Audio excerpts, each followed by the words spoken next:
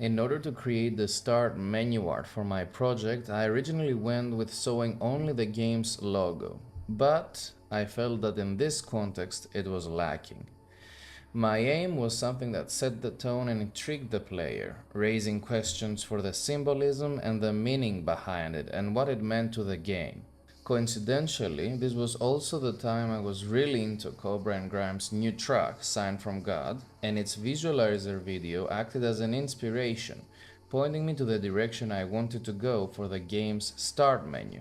So, with this as a base, and the game lore I have established as a rule, I selected the subject that would fit best for this, posed her using a modular rig in Unreal, and then exported her in Blender, where with a simple clothes and some sculpting, I had an acceptable result which I exported back to Unreal.